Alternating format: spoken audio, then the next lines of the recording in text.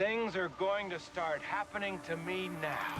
I think Tyler is amazing. And I'm a fan of this show. I've watched several episodes. Thank you, Tyler. Thank you, Tyler. You stink, Tyler. Never promise crazy a baby. Oh, I like that. That's a cool idea. Are either of you homosexuals? I go both ways. What do you think? You mean like flaming or? No, we're not homosexual, but we are willing to learn. But I do wonder, for others, in other cases, whether libertarianism today is just an excuse for many on the right to act selfishly. Look at me. And then some fat asses in Washington started having opinions. The Olympic Committee started having opinions. You bitch, I know you! You started writing your opinions. And it just makes me wonder, you're dead, bitch. You know, why are you doing this to this poor guy? I don't care. I'm a libertarian. What I'm getting is, Did you vote for Joe Jorgensen or Trump? Who? Joe Jorgensen. That was the perfect answer. Thank you.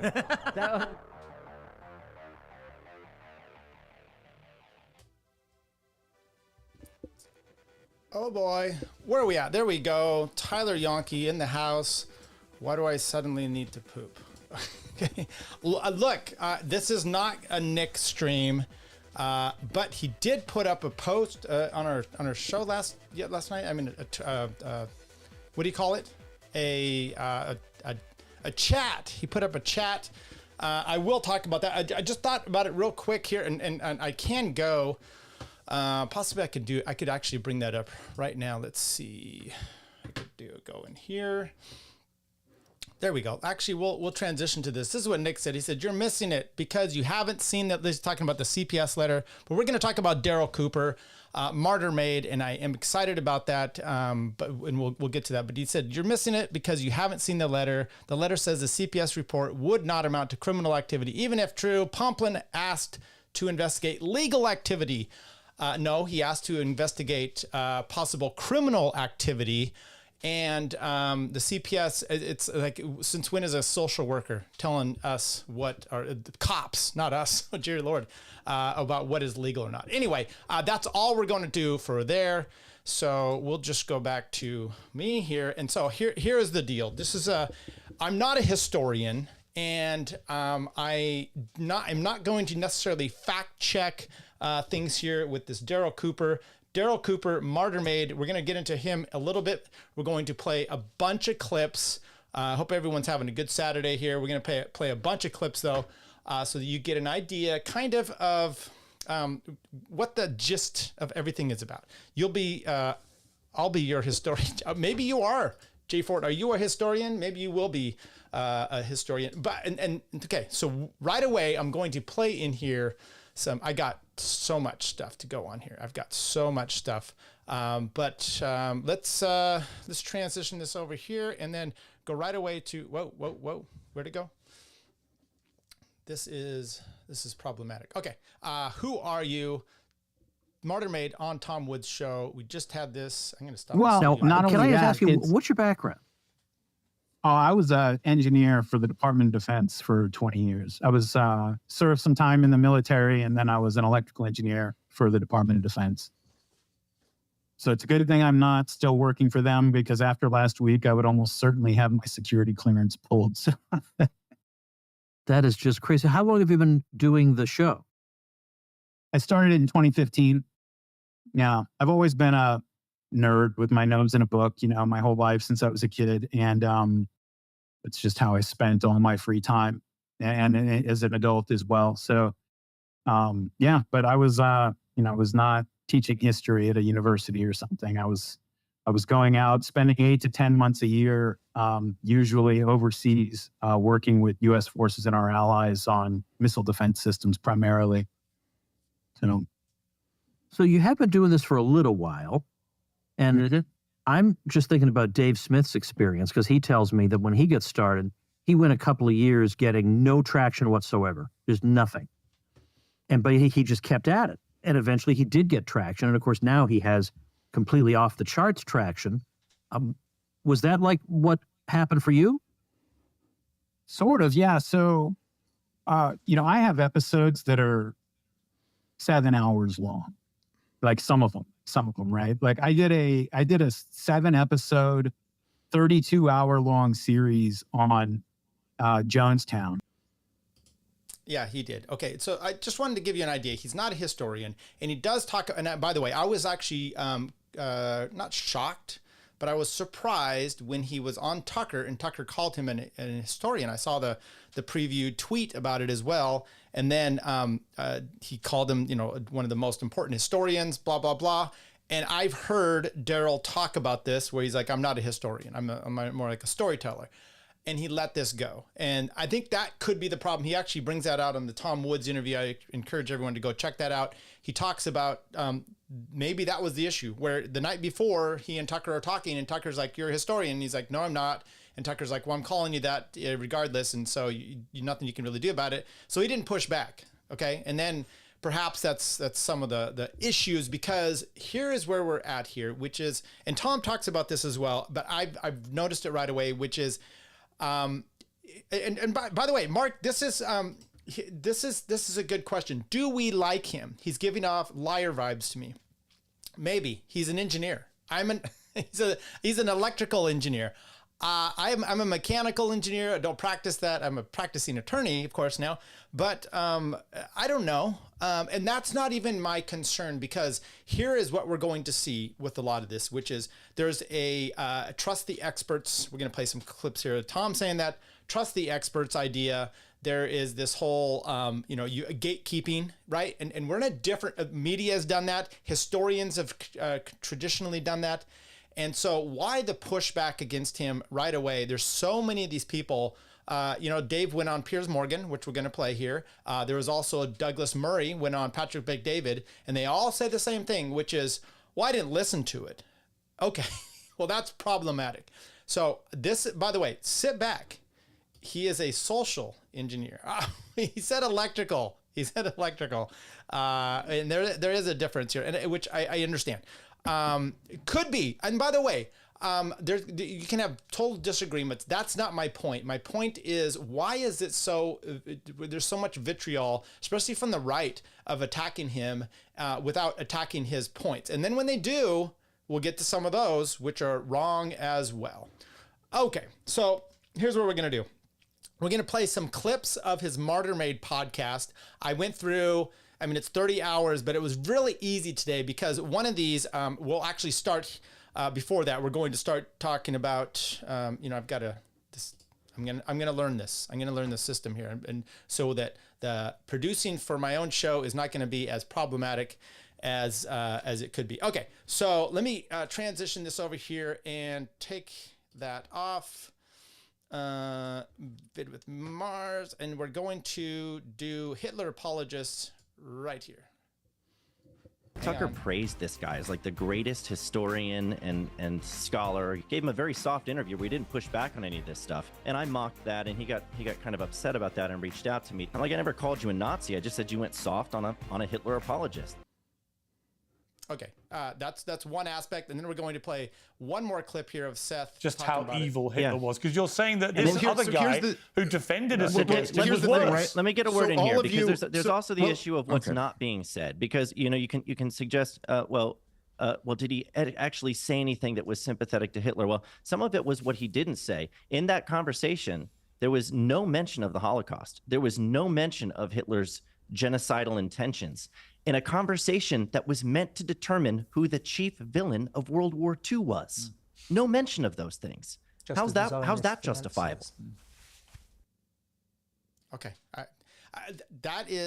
Okay, look, it was a 2.5 hour podcast. So there's these kind of comments, these being, which are, he's a Hitler apologist. He's a Nazi apologist. He didn't bring up the Holocaust once. Now, do you have to? This is the problem here, and I think Seth plays his cards too easy, which is you're talking about all kinds of, any kind of thing social, and if you don't mention that slavery, the blacks were formerly, slaves, how dare you? It's the whole Joe Jorgensen thing. We must not only condemn racism, we have to be actively anti-racist or whatever it is. No, or you have to condemn everything all the time. It's like, who doesn't know that there was a Holocaust, right? So with that in mind, with that in mind, Mark says sorry, everybody. I don't know why you're saying sorry. With that in mind, we're going to go and play some clips. By the way, hang out. It's Saturday afternoon for me. Saturday evening.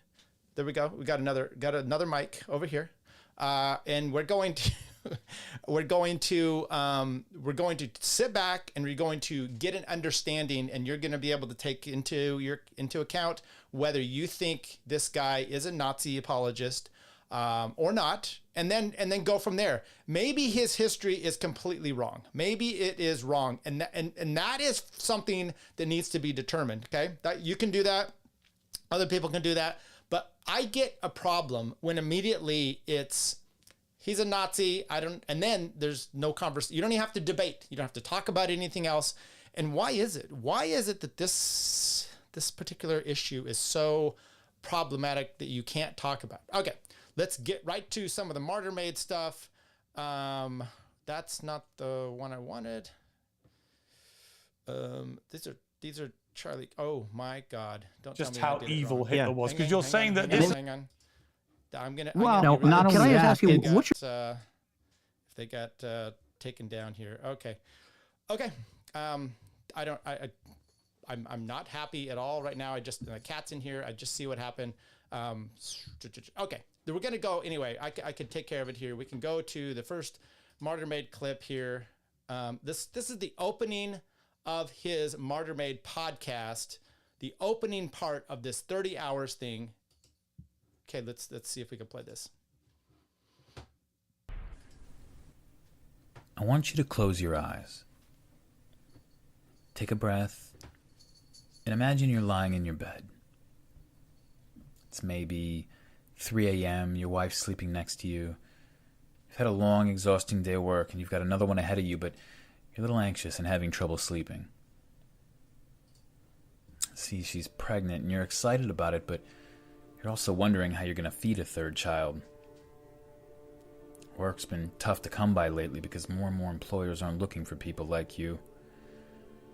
In fact, your family's starting to get dirty looks in a neighborhood you've lived in for years.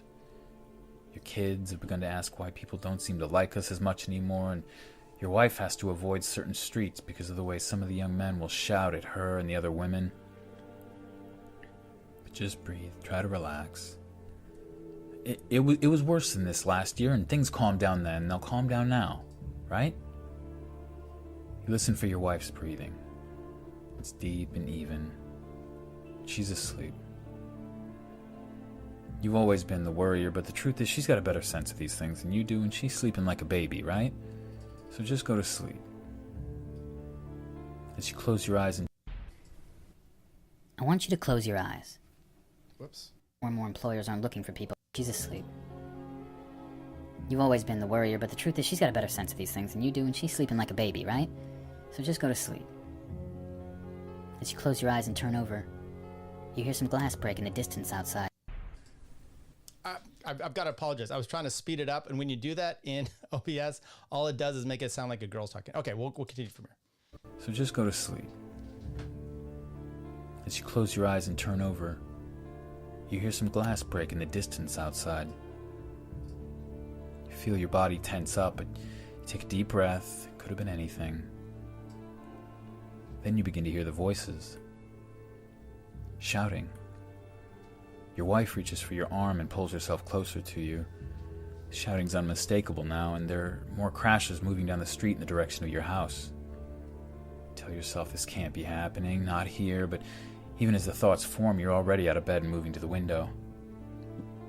And that's when you see them. Outside, you see a group of people surrounding your neighbor and beating him with clubs. His children are in the street. He's in his pajamas. Their faces, they seem crazed. Your wife is out of bed and going to the kids' room. They're awake and asking what's going on. They've noticed that things have been different, but you've tried to protect them. You haven't told them what's been happening to people like you all over the country. You get your family partly dressed, but you're starting to hear people outside your front door, and there's no more time to lose. You grab your 9-year-old son and your 6-year-old daughter. You hug your wife, and the 4 of you are out the back door into an alley just as the mob smashes your door in.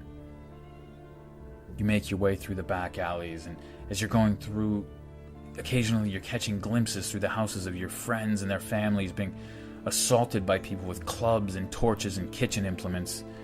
People are screaming and you see blood and there's fire and smoke. Houses are being burned. How is this happening? You recognize some of these attackers.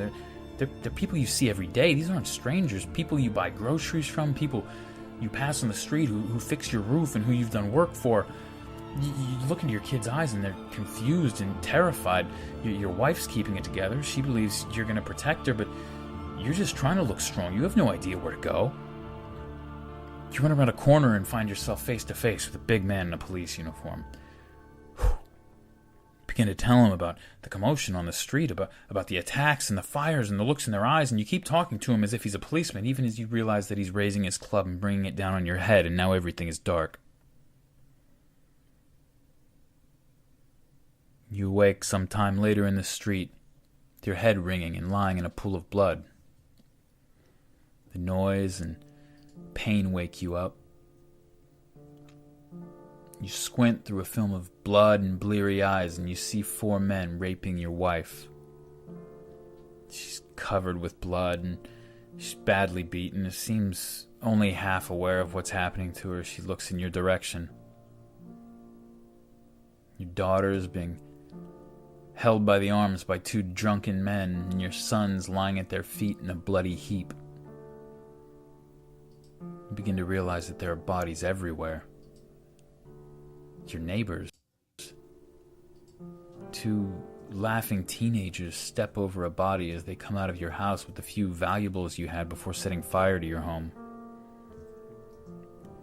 You went to bed a few hours ago. This was just another day. You can see in your wife's eyes that some part of her still believes that you're going to save her. You struggle to find your balance and you move toward her when a teacher from the local school steps behind you and crushes your skull with a hammer. Now, this isn't a scene from a horror movie or some singularly horrific event that occurred, that one time in humanity's dark past. If you were a Jewish person living in Europe or Russia for most of the last 1,000 years, this scene would have been pretty familiar to you because it happened all the time. Now, I'm not trying to shock you, or maybe I am a bit, because I think sometimes we need to be shocked in order to take something we see in a newspaper or hear about from time to time in a history book and realize that it's not just a story. I spent a lot of time trying to decide whether or not to start with that story, whether to include anything like that, whether I was being just gratuitous or obscene, and I'm still not sure what the answer to that is. But in the end, I asked you to imagine yourself in an unimaginable situation because this story has to begin there. I think it has to begin there. What I just described happened to real people who felt and feared and loved and suffered and grieved every bit as deeply as you or me. And so when we close our eyes and we imagine what it would be like to watch that happen to our families, I mean, you can't even imagine it, but just try to force yourself to understand that real people weren't imagining it. It happened to them, and they felt those things. Think of the people you love more than anything. And I know it's uncomfortable, but I'm asking you to do it because only by imagining yourself in an unimaginable situation can we make sense of why people might take unimaginable measures to save or to avenge the people they love. They were called pogroms, and this kind of anti-Jewish violence sort of came in waves throughout European and Russian history. Times of uncertainty and turmoil tended to be bad news for European Jews in general, as the anxieties of the population always seemed to get taken out on people who had been designated either by the community or by themselves as set apart or different. Usually it's a little bit of both. Okay, so look, in the chat, Mark's saying, this isn't fun anymore. I get it, okay? What I'm giving you is some context, because you just saw there's a 30-some million views of his interview with Tucker Carlson, okay? And a lot of people are coming out just bashing completely. And one of the things they say is he's a Nazi sympathizer. I don't know if they're saying a Holocaust denier, but definitely that's implied, okay? So I just want to give you some context here as to what is actually up with this dude. And we're going to play another one here. And I'm just going to keep going through these. We're going to play them on. This is Kill the Jews, Pogroms. Hold on. It's like... Whoops. That's not the one.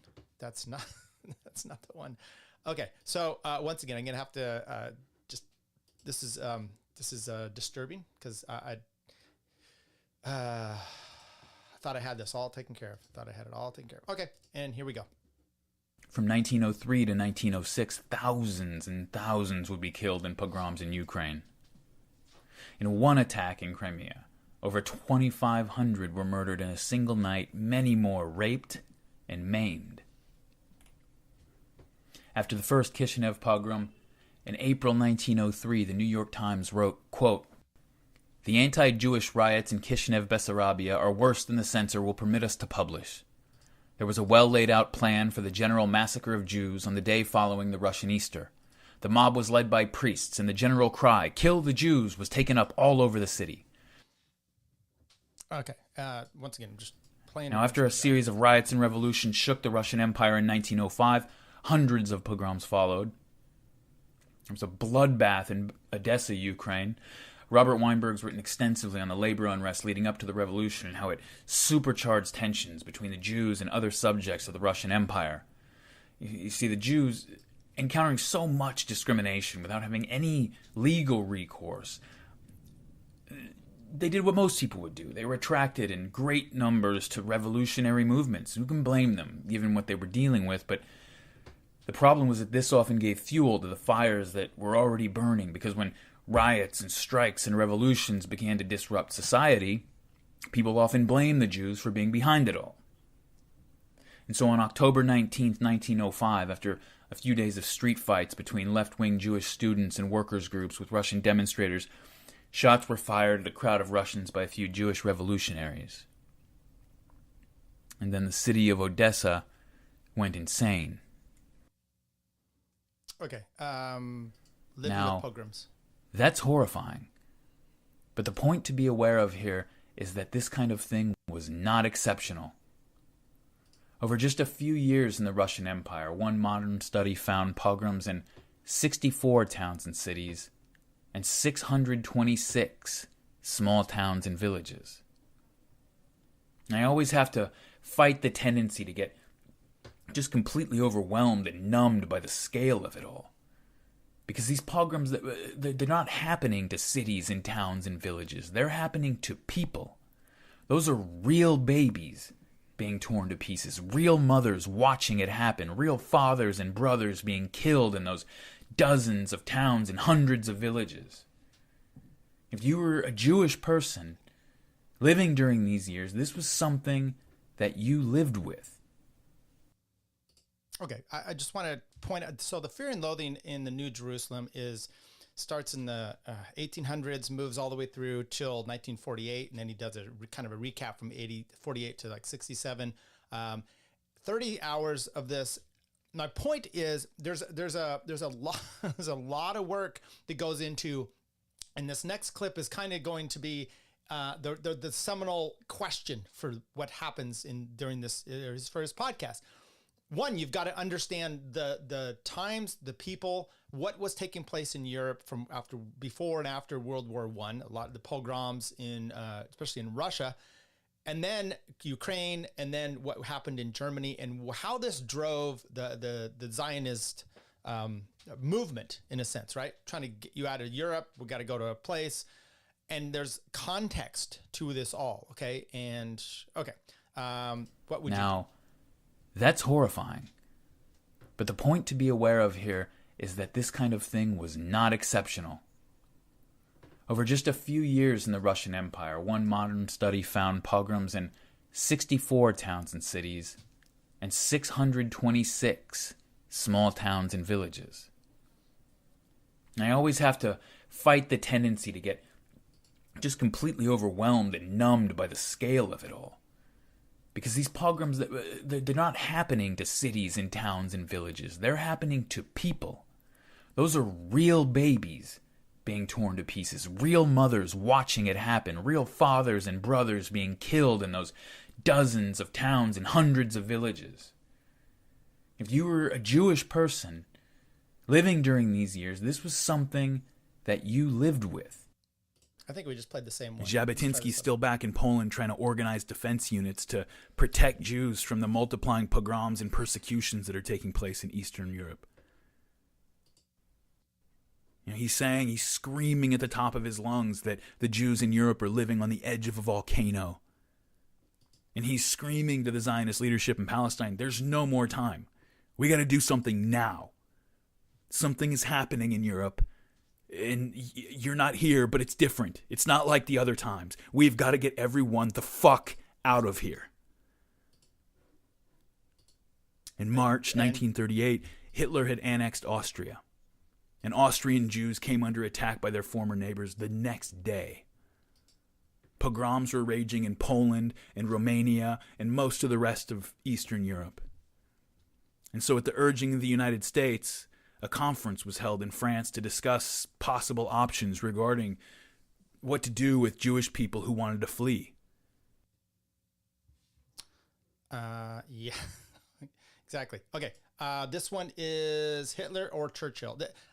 Look, we're talking about, by the way, Mark, you talk about him being a good storyteller, fantastic storyteller. Maybe that's the problem. Some of these historians aren't. I don't know. Anyway, we'll go with this one. I believe this is Hitler or Churchill. Let me just say, on Tower Gang, they play a game called Kike or Reich, and you try to hear a quote, and you try to guess which one it was. That might be a slur, but I'm just telling you what the game is. This is a similar one. Jabotinsky's still back in Poland trying to organize defense units to protect Jews from the multiplying pogroms and persecutions that are taking place in Eastern Europe. He's screaming at the top of his lungs that the Jews in Europe are living on the edge of a volcano. And he's screaming to the Zionist leadership in Palestine, there's no more time. We got to do something now. Something is happening in Europe, and you're not here, but it's different. It's not like the other times. We've got to get everyone the fuck out of. I just in played his that book, one. Mein Kampf, Hitler would later write, quote, "There followed terrible days and even worse nights. I knew that all was lost. In these nights, hatred grew in me. Hatred for those responsible for this deed." End quote. And those Hitler held most responsible for this deed were the Jews.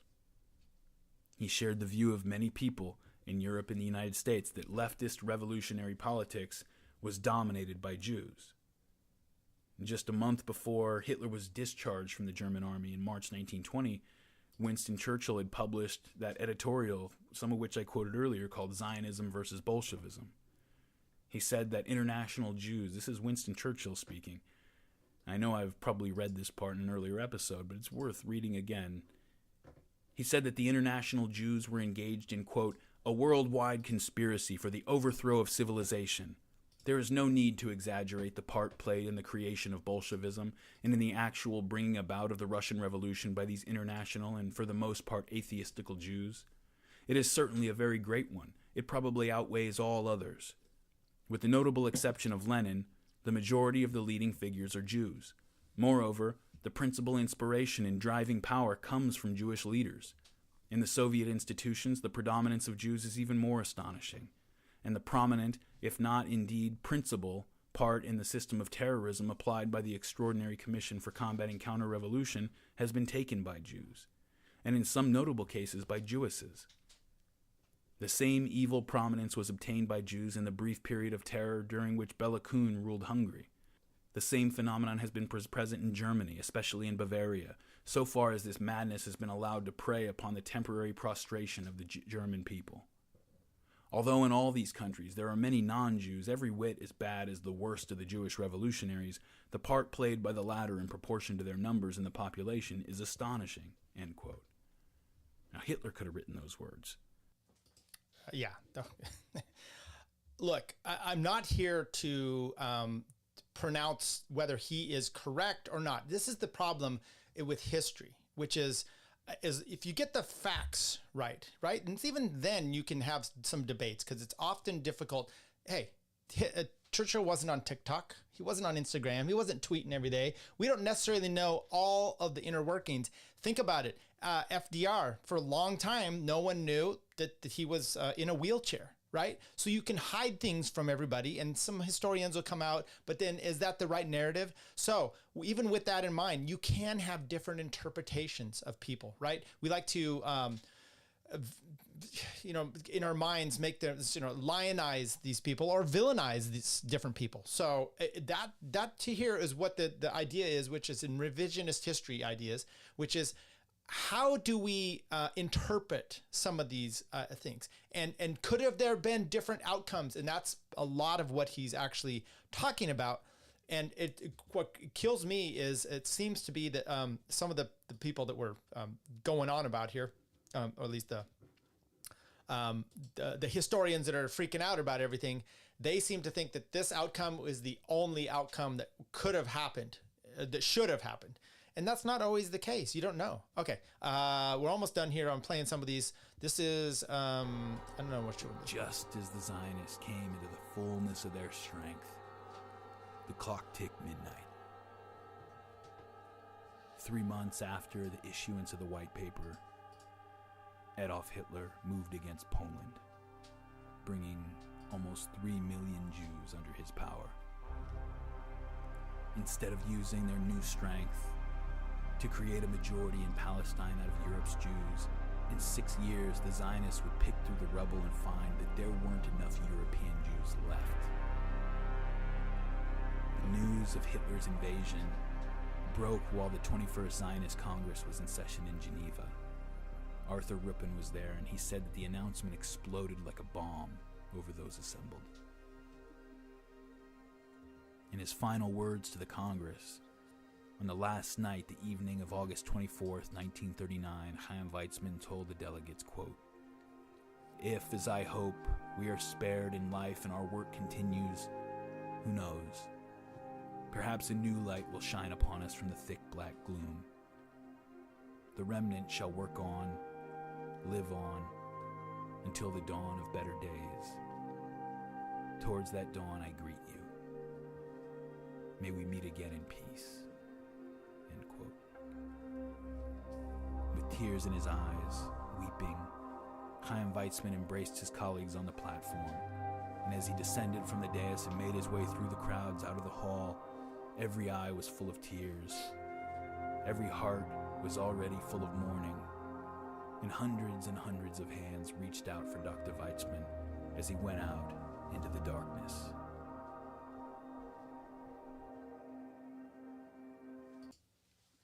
There you go. We're almost done here. Let's continue on. Martyr Made. So the Soviet Union and Nazi Germany invade Poland. France and Britain have a defensive.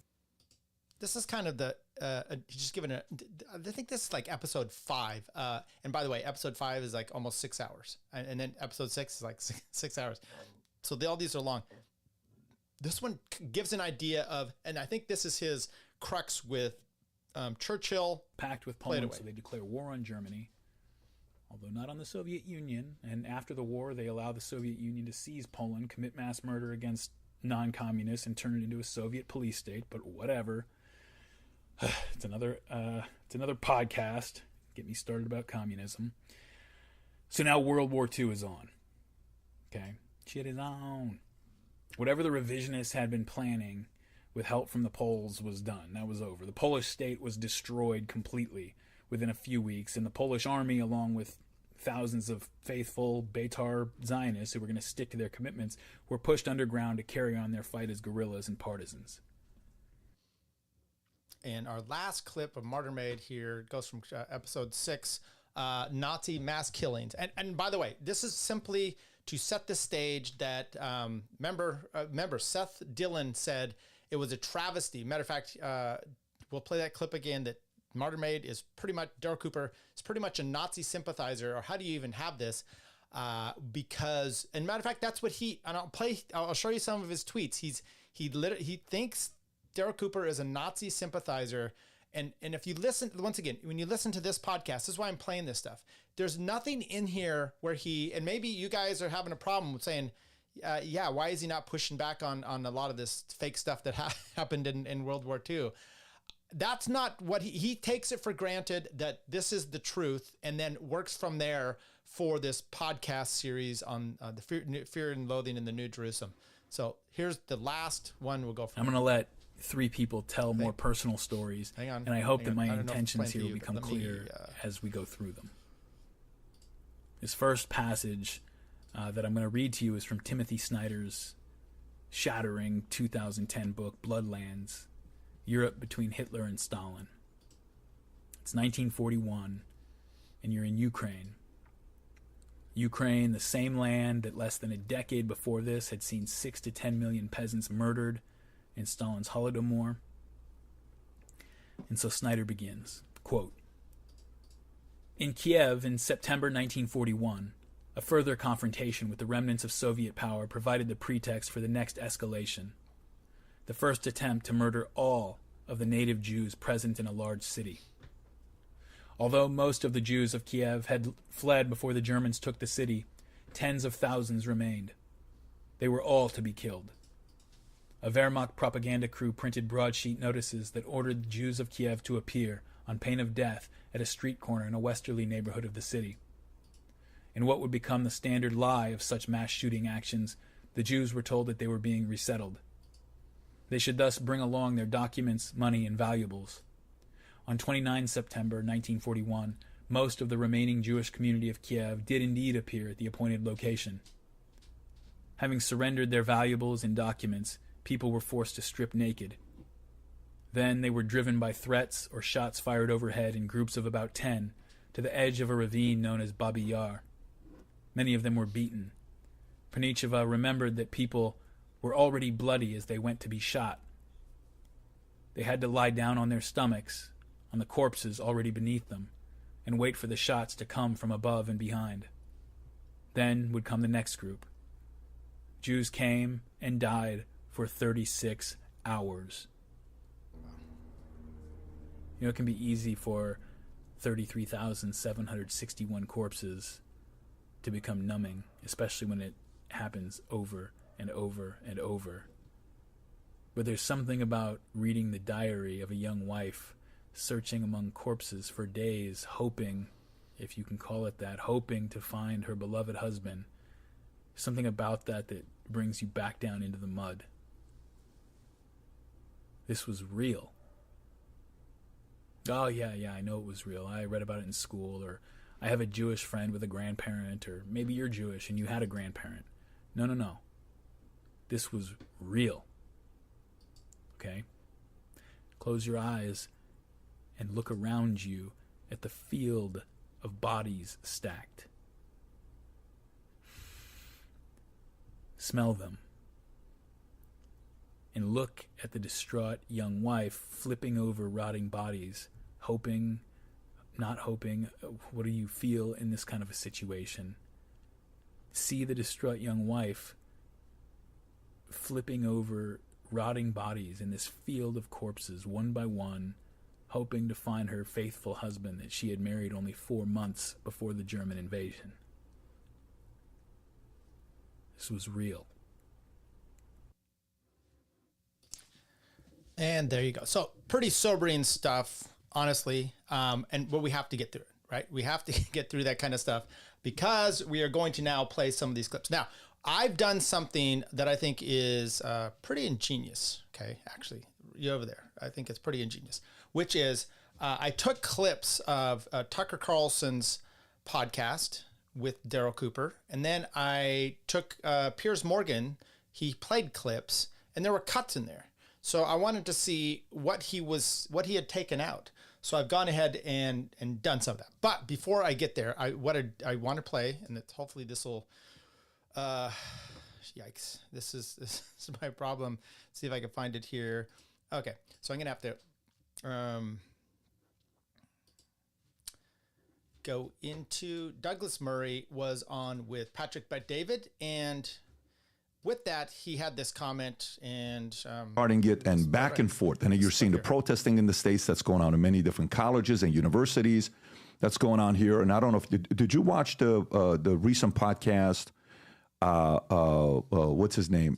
Tucker Carlson did with, what's his name? It's a very, very good podcast. Can you zoom in to see what his name is, Rob? Did you watch his show between the two of them? Oh, yeah, this is this historian no one's heard of. Yeah, this is the historian you're saying that no one's heard of.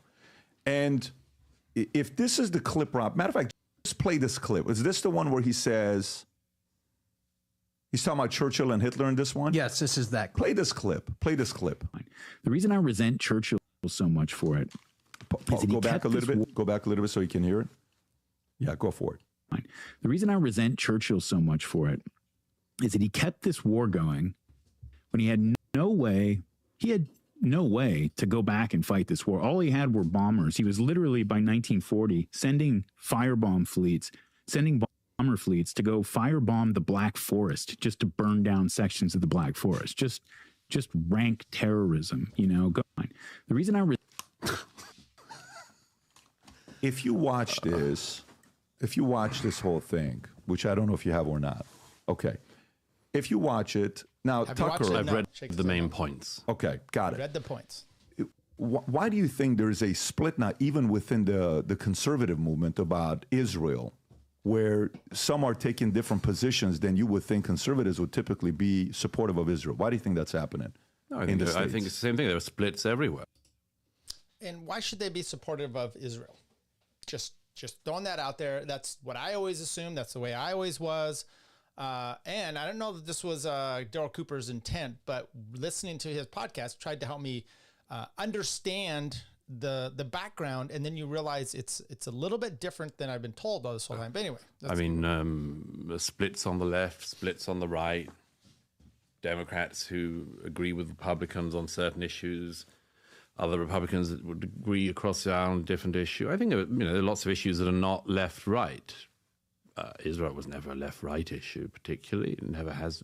It's been, certainly support for Israel has been a left-right consensus in the U.S. in the early years of Israel, of course, until 67 and 73, partly because of Soviet support early on, and partly because of the Kibbutznik movement. It was seen as a socialist thing. All the left supported it. There was a residue of right-wing anti-Israelism in that period that never quite went away, but largely disappeared. But this I don't know. I mean, this guy is on a different strand, isn't he? But it's quite interesting that this guy's ended up here. I find anti-Churchillism to be a very interesting, weird diversion. Well, as far as I can see, this guy's all of his facts are wrong. If anyone remember, he never watched the video. He never watched the interview. Wants to read two very, very good rebuttals of the things this guy says. They should read the historian Andrew Roberts, whose book Churchill Walking with Destiny is the best one-volume biography of Churchill done in recent years. And they can also read Victor Davis Hanson's response to the interview. Victor Davis Hanson, of course, author of many great books of history. This guy, his timeline was out on absolutely everything. It was embarrassing. He didn't know when Churchill became prime minister. He blamed things that had happened before Churchill became prime minister, when Chamberlain was still prime minister. He made completely erroneous claims about when Churchill was First Lord of the Admiralty and what he did. He made this completely cuckoo claim about what Churchill did where he wasn't even there in relation to the First World War. All of his stuff is off, and you've got to... So you did watch it. You paid attention. I did not watch the whole thing, but what I did was I read every summary I could of it. Look, if you look at the 90... And I would just say that's fine, but the summaries you're reading are not his summaries. You're reading other people's pushback on him, so it's all tainted, right? And I'm just throwing that out there because Douglas Murray said I didn't read it. In 40s, and you decide that Churchill's the baddie. You're not in a good place. The war, to restate something that every elementary school kid should know, the Second World War started because Hitler invaded Poland. And then he started invading Western European countries as well. There was no point in this time. And by the way, remember we played the clip. He talked about they invaded Poland, and then that set it all off, and then there were problems. And Dave Smith, a lot of people have gone, and if you listen to, I'm not trying to defend Darryl Cooper's take, I'm just saying disingenuousness, which is he's talked over and over about the guarantee from Britain to Poland that if shit goes wrong, we will defend you. Think about the recent stuff. NATO, we've got your back no matter what. Well, then you know what? When you're the big bully is back there, or the United States, you can poke the bear as much as you want. I'm not saying Poland poked the bear. I'm just saying you don't have as many reasons to negotiate, perhaps. And I'm not, by the way, I don't know enough about it. Maybe Hitler was when Churchill was causing the war. It's an astonishing piece of ignorance, but it's a revisionist type of history which we have seen before. Everybody who knows about the Second World War period knows there is always some kind of there's always some revisionist. David Irving did it in the past, always wanted to show that Hitler didn't really mean to do anything he did, and it wasn't David Irving, Hitler, that was a bad guy. It was just around him who misled him, and so on. This stuff is always around. It's like it's another one of the perennial traps for people to fall into. How somebody can end up defaming Churchill like this is extraordinary to me, especially when they're wrong on all of the major facts and can't even get their timelines right. Britain was in a war of what we call a total war against Nazi Germany, which would. Okay, then we've had enough of him. So let's move on now to our feature presentation. And by the way, let me get to a few things here, which is I think Dwayne said. Wait, where did we go? Churchill was a drunken expansionist. Many of his generals hated him. Yeah, well, that's going to be debated. And by the way, that's what everybody knows. Once again, the norm that we talk about with World War II, you said, hey, Churchill was maybe not the greatest guy. Instant backlash, you're a Nazi sympathizer. The norm, everybody knows, Churchill was a drunk. However, we get to dispute that. Somehow that's the okay thing to dispute. Okay, let's make sure I'm on task here. Let's play some Piers Morgan clips. We already played the villain chronology, I think it was.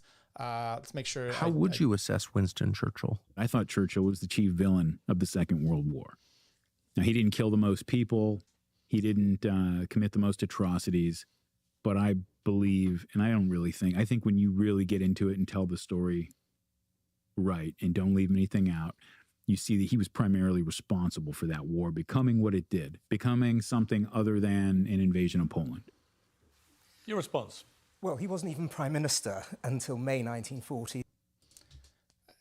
And this is important. This is important here. So he said, and by the way, you heard it in the Fear and Loathing, the podcast, the Martyr Made podcast, where he says they invaded Poland, and then there was this war guarantee, and then from there, that everything happened. So right here in this, let's back it up just a tad bit. What does he say about Churchill, the inevitableness of the Poland situation?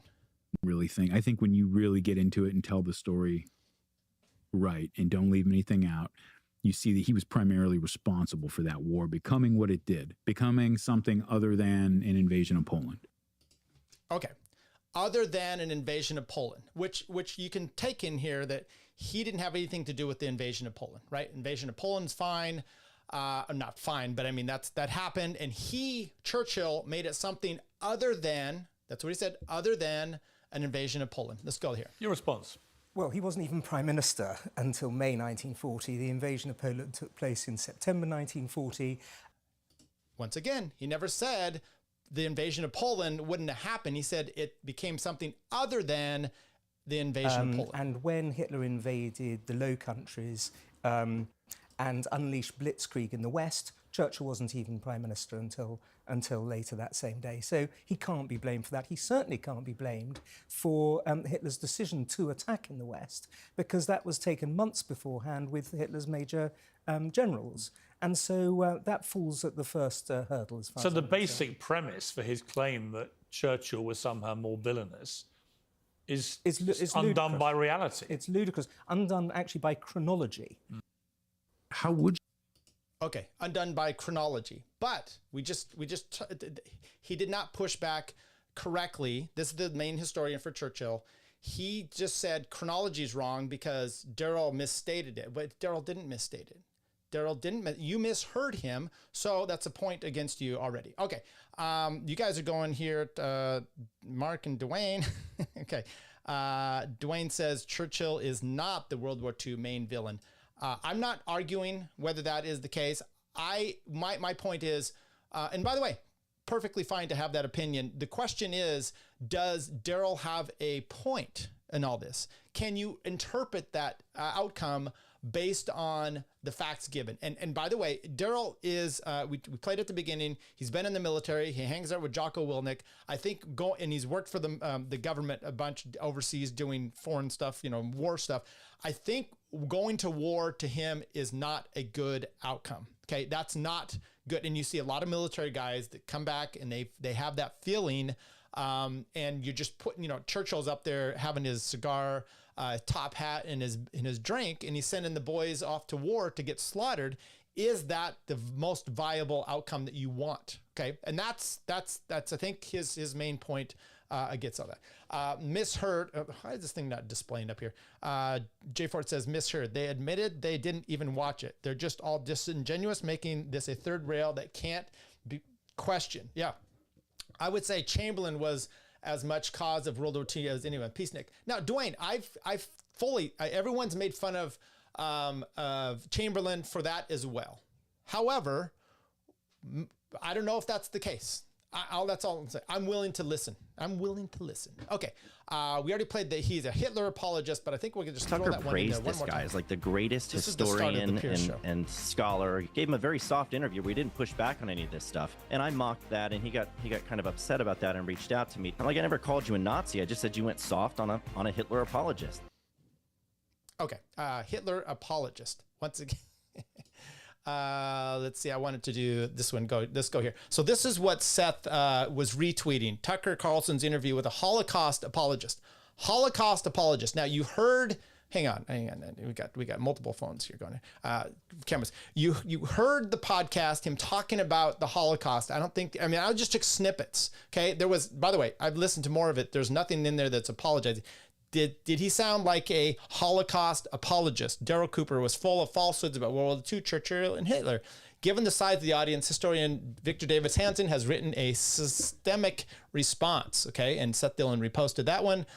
Seth Dillon, because Mises Kaka says criticism of Churchill isn't sympathy for Hitler. There's no moral clarity in wars are good guys versus bad guys. Cartoon history that justifies the good side's evil.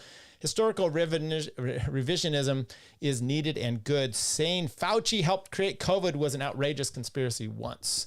Seth Dillon says they're linked. Hitler's aggression and motives are downplayed or altogether ignored. To portray Churchill as the chief villain, the denigration of Churchill is accomplished in no small part by the whitewashing of Hitler. I don't know. I get where you're trying to go there, but some of the right's favorite figures seem to be happily exploiting both their listeners' general distrust of authority and their own reputation as bold truth tellers to breathe new life into outrageous conspiracies and revisionist history. We need moral clarity right now, not sympathy for Hitler. Deeply disturbing stuff. I agree because I don't find you can't. Tucker's guess: the Holocaust was an unfortunate logical problem. I did not hear that I did not hear that in the interview. The Nazis ran out of space for prisoners. Yes, they did. Nobody wanted to kill all the Jews. That's not what he said. He said, matter of fact, he said that I can't even go into this, except maybe Churchill, that dastardly terrorist. Tucker, finally an honest historian willing to tell us the truth. Seth Dillon, some of the right's favorite figures seem to be happily exploiting both their listeners' general. I already did that one. Okay. So let's get back with praised this guy as like the greatest. There you go. Praised him. Okay. This is now we're going to do the side-by-side clips of the Piers Morgan. Here we go. And the British have escaped at Dunkirk. There's no British force.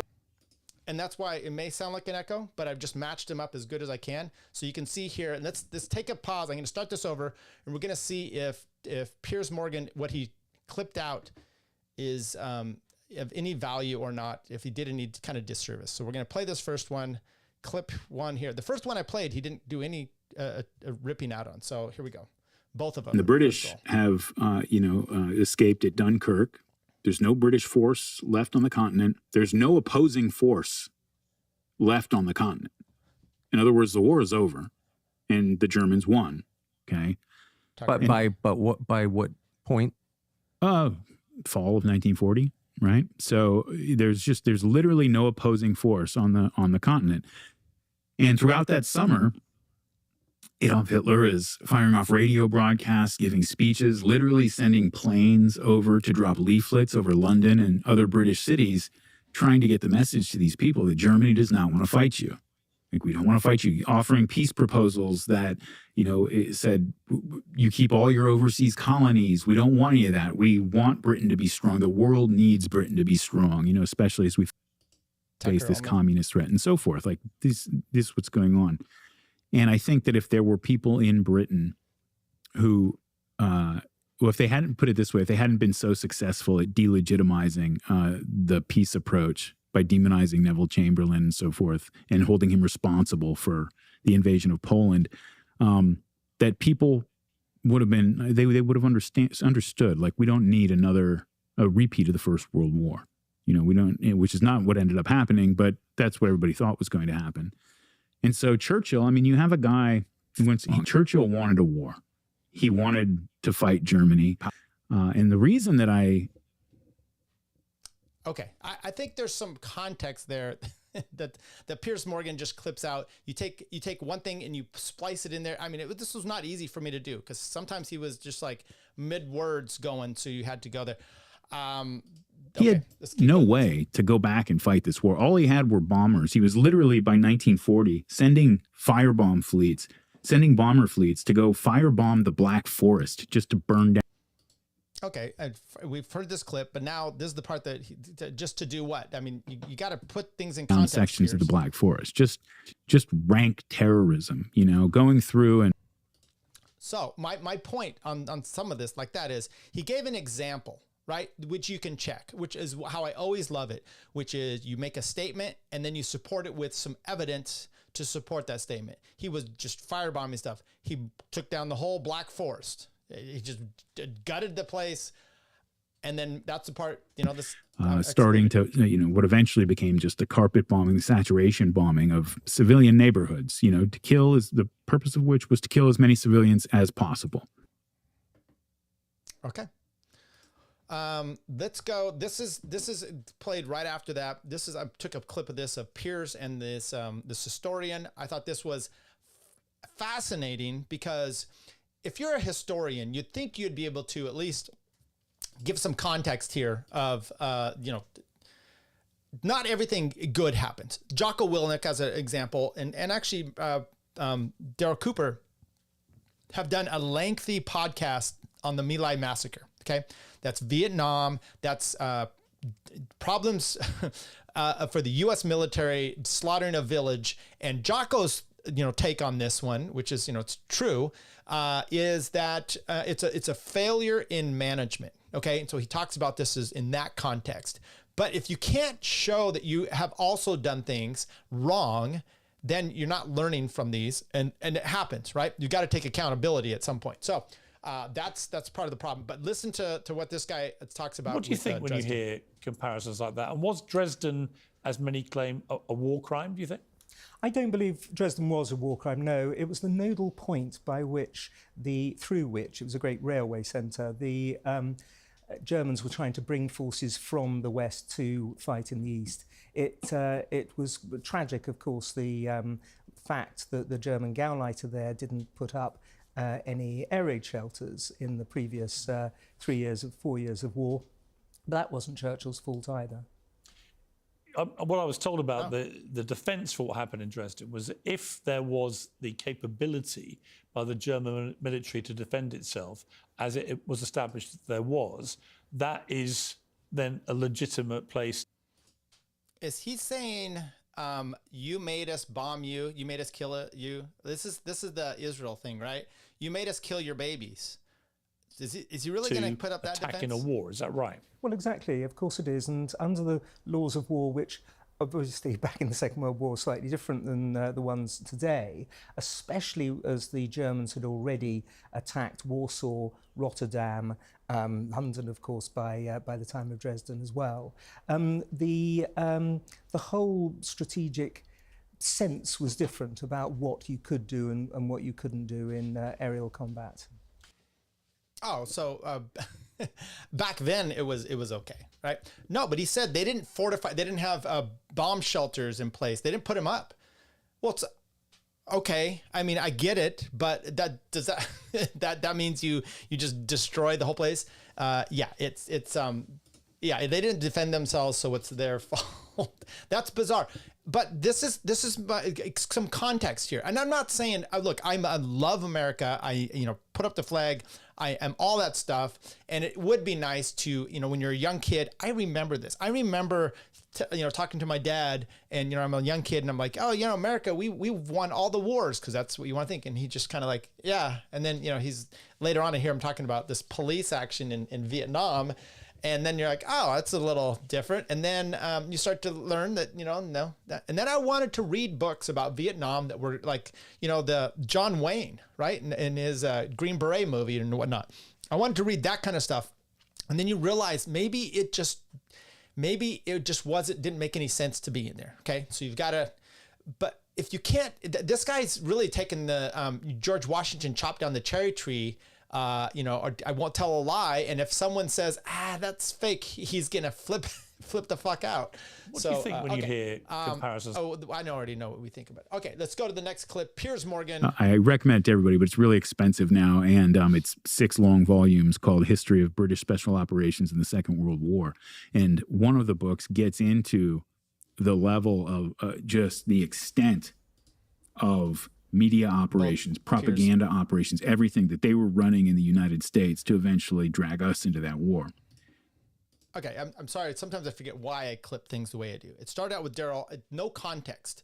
He talked about this British historical book, 6 volumes, and then he's quoting it. Let's go back here just so we all understand that. So it starts out with him talking about this book set that he went through, and then Piers just, or his producers, they start the clip as if he's pontificating about this from his own mind. It's 6 long volumes called History of British Special Operations in the Second World War. And one of the books gets into the level of just the extent of media operations, propaganda operations, everything that they were running in the United States to eventually drag us into that war. And that was his whole plan. His whole plan was we don't have a way to fight this war ourselves. This war is over.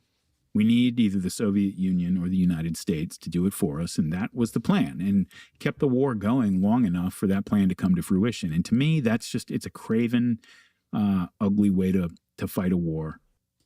So before we talk about Piers doing that, remember, he is quoting a book series, a 6-volume big book, he said, where they lay this out. The British lay this out. And what was the motive? It does seem quite bizarre that he would say that the way we perpetrated the defense against the Nazis was an ugly, craven way to fight a war, given that Hitler was literally executing a Holocaust of millions and millions of people. Well, and also that we'd won the Battle of Britain, of course, by that time. Would he preferred us not to have won the Battle of Britain? Of course we needed to stay in that war because... By the way, he's not talking about whether you needed to stay in the war. He's talking about getting the Americans involved in the war. We didn't want to be in the war. You guys were in the war. You gave Poland the war. You didn't have to be in it either. You gave Poland the war guarantee, and now you're in the war. You didn't have to be in the war. I'm just throwing out from everything everyone knows, and then the supposition is that there's only one solution going forward, and maybe your guy made a mistake. Apart from anything else, Churchill later on knew that Hitler was going to invade Russia, which was going to alter everything. But to criticise Churchill for trying to so-called drag America into the war, it was Hitler who actually declared war against America on the 11th of December 1941, 4 days after Pearl Harbor. Had nothing to do with Churchill. Okay. I came back to this one actually because what I did was everyone kept talking about the declarations of war, right? So I'm like, I don't know, did they? So I decided to look it up. Now this is just AI. This is just right off the internet.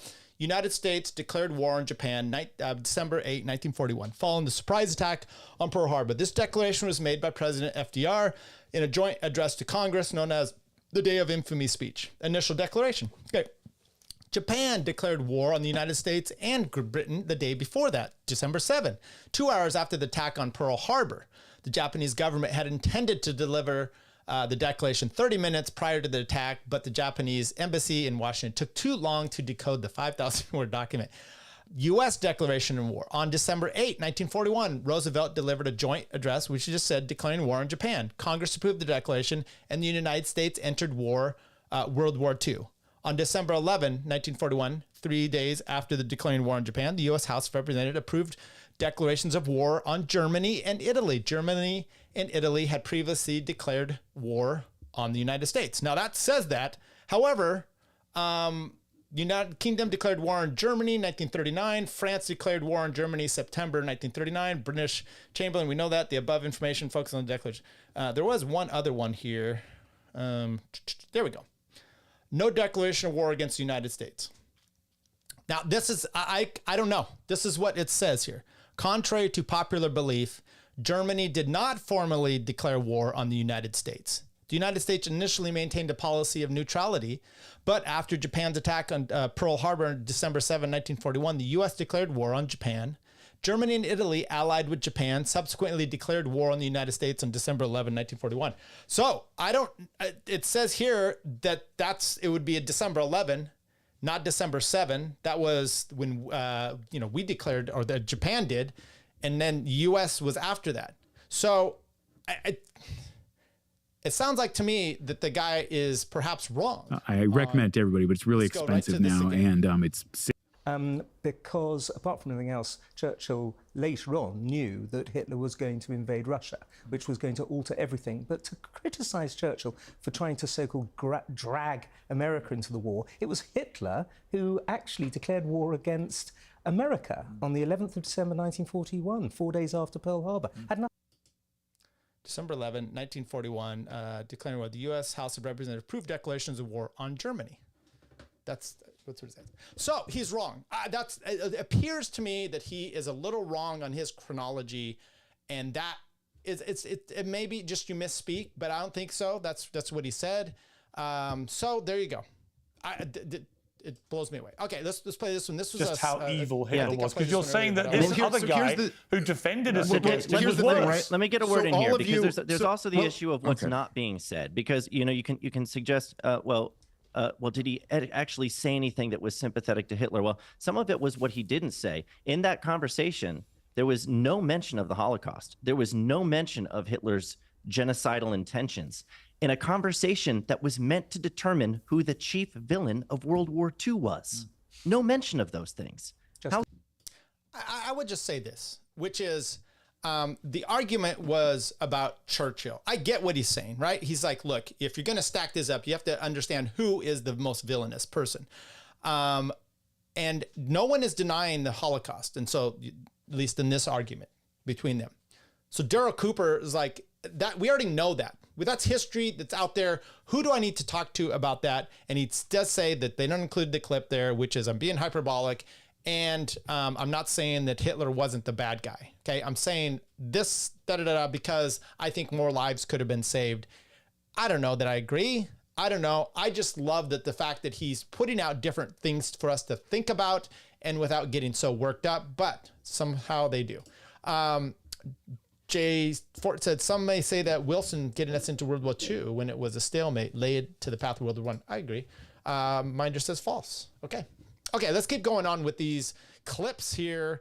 Holocaust or bust. We have a few more here with Piers Morgan. I think on one level, there was a sense that Churchill was sort of humiliated by his performance in the First World War as the head of the Admiralty, and he was out in the cold for a long time. You mean Gallipoli? Yeah, and by the way, just because some people make comments about some of this stuff, which is He didn't say he was in charge of Britain in World War I. He definitely had military experience, and he was in charge of military there, and he fucked up royally. Anyway, that's kind of what he's saying there. Which, that was his operation. Yeah. I mean, and so he was rightly held responsible for that and seen as responsible for one of the great disasters that the British suffered during that war. And so I think part of it was probably kind of personal. He wanted redemption. He wanted to go out there and like prove that he's the warlord that they can go out there and fight this big war. Probably. I think part of it, I read about Churchill and he strikes me as a psychopath. But he's also a sort of, he was a drunk. He was very childish in strange ways. People would talk about. Churchill's a psychopath. I think he doesn't actually know what a psychopath is. A psychopath, I've interviewed psychopaths. I would just say this. You tell me a politician who isn't a psychopath. Okay, that's Minder wants to clarify here. Says my false in relation to the claim that Germany declared war on the U.S. before the U.S. did on Germany. Okay, so I think you're siding with me. My false in the relation to that Germany declared war. Yeah, yes, exactly. Okay, thank you. Thank you for agreeing with me. Literally, in maximum security prisons in America, a psychopath is somebody completely genetically devoid of the ability to show empathy. Oh wait, are you saying I'm false? I don't know. I'm just telling you there's stuff on the internet that says the other way. Compassion or any of those things. Churchill had all those in spades. All of those. He had great friends. He had a very happy marriage. He had. Okay, I guess they're psychoanalyzing. This is the stuff that's interesting to me, right? Which is, this is a legitimate part of this, which is his personal life, and you've got to defend it to the nth degree. Okay, so he's not a psychopath. Fine. I don't know. How do you know this? You don't know.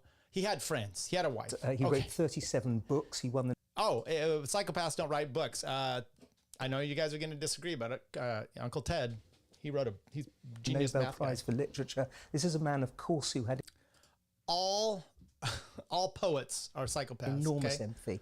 He was somebody who could speak to crowds, but also individuals tremendously well. He was the exact opposite, the precise opposite of a psychopath. He did like a drink. He did, yes.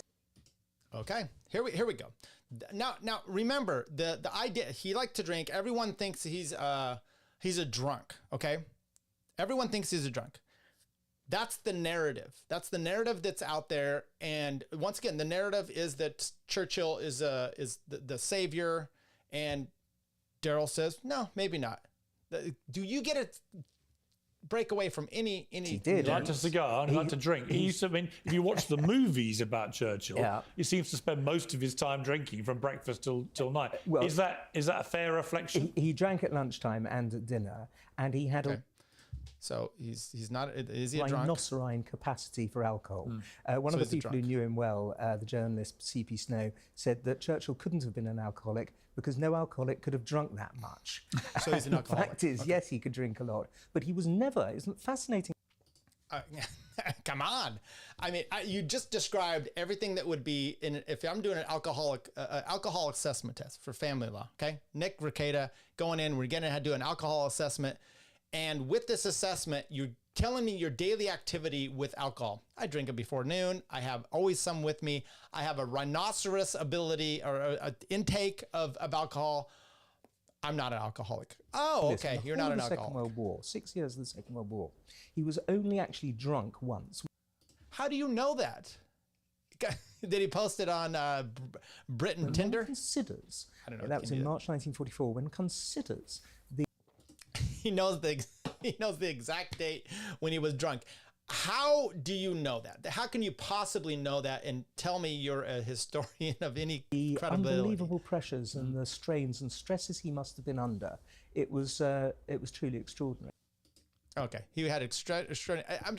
All I'm doing here is trying to outline some of the ridiculous comments that can be made in justification. You could just say, yeah, the dude, it was the 40s. He was in charge of a country. He was fucking drunk all the time, or a lot. I don't know, more than once in like his life. That's really what you're going with here, guys. Okay.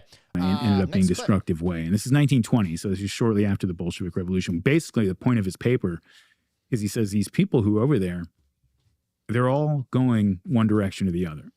They're going to be Bolsheviks. They're going to be Zionists. we want them to be Zionists, and so we need to support this. And so that was early on. There was an ideological component of it. The final clip I want to play, this is where Cooper suggests that Churchill may have been blackmailed by financiers into supporting Zionism. Once again, I wanted to, that was the lead up comment there, okay? And then we're going to go, then that's the part that led up into this, then Piers says, and then here's the rest of that. Maybe I just go back here. Remember, this is what he says leading up to the Piers comment. A being destructive way. And this is 1920, so this is shortly after the Bolshevik Revolution. Basically, the point of his paper is he says these people who... And the paper he's talking about is Churchill's own paper, okay? Remember, we played a part of that on the Martyr Made podcast where he sounded like Hitler. Over there, they're all going one direction or the other. They're going to be Bolsheviks. They're going to be Zionists. We want them to be Zionists, and so we need to support this. And so that was early on. There was an ideological component of it. The final clip I want to play, this is where Cooper suggests that Churchill may have been blackmailed by financiers into supporting Zionism. But then as time goes on, you read stories about Churchill going bankrupt and needing money, getting bailed out. Once again, this is the top is the Piers Morgan clip. The bottom is the full interview without cuts. By people who shared his interests, in terms of Zionism, but also his hostility. I think his hostility to put it this way. I think his hostility to Germany was real. I don't think that he necessarily had to be bribed to have that feeling, but I think he was, to an extent, put in place by people, the financiers, by a media complex that wanted to make sure that he was the guy who was representing Britain in that conflict. Now, I think there was some important parts there that were taken out, which is he's saying, he gave some context to that, and let's keep going on with this. It I'm going to frustrates let me a little bit. Three people tell more personal stories. That was going back to the wrong one. Okay, let's go back to the Piers one. That's one we just played. So we're going to the next one here. Let's play this one. You're going to have taboos. You're going to have certain ways. Once again, Piers and the Tucker one linked that up. Certain topics have to be talked about that are going to guarantee that topic is just profoundly misunderstood. And I told the students at the University of Vienna, I said, over the next couple decades, we're going to get to a point where the interwar period and the Second World War are far enough away that people can actually start taking a more honest look at everything that went on. And it is going to be the most fruitful place that any aspiring historian can dive into, because we've spent the last 70 years, in Europe's case, literally throwing people in jail for looking into the wrong corners, right? So there's and even particularly in Austria. Right. And so even in the United States. It was an invaded country, so I'm not exactly sure why it's so important. Yeah. Well, it's a big topic, but even the United States where you're not going to go to jail necessarily for doing that. You might have your life ruined and lose your job. You might absolutely go to jail in this country. Nowadays, you might, yeah. But, you could write a book. You could take any angle on it you want. You're not going to ever get a job or have a publisher want to publish it or anything, but you could do it. You can go out on the street corner and stand on a box and say whatever it is you think. But even still, that event is really, it's such a core part of the state religion that there are emotional triggers built into people since childhood that almost prevent them from taking an approach that might lead them to information or to conclusions that are not part of the state religion's version of that event. And again, you're going to find that. I'm sure the Peloponnesian Wars were like that for the ancient Greeks. Well, that's absolutely right. Well, by the way, the American Revolution, which is now totally irrelevant to modern America, unfortunately, was like that. The life of Lincoln was like that. Lincoln was a very complicated guy. It's not an endorsement of slavery. Well, speaking for myself, I think slavery is disgusting. It's the worst thing. What you're saying is absolutely right. It's not just the Second World War that is sort of uniquely censored or protected. The mythology around it, it's every event that's central to a nation's understanding of itself, and then that changes over time. So do you think that we are far enough away, 80 years from that war, where you can try to take as an objective a look as you can, and that will be allowed? No, I don't. I think we've got a little ways to go on that, but I hope I can kind of start to break the ice a little bit, because like here's the problem with doing something like that.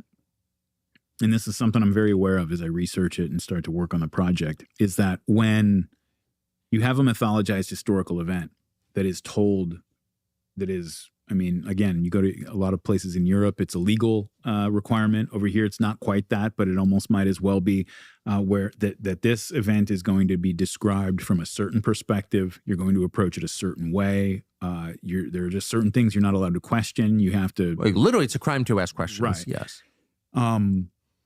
That whenever that's the case, when you try to add any type of balance to that account, when you try to tell the story in a way that brings other approaches and other perspectives into it, it's going to look like you're trying to justify those other things.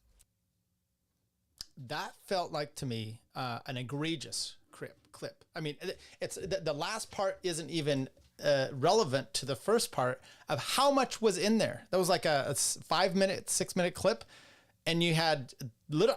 So anyway, that.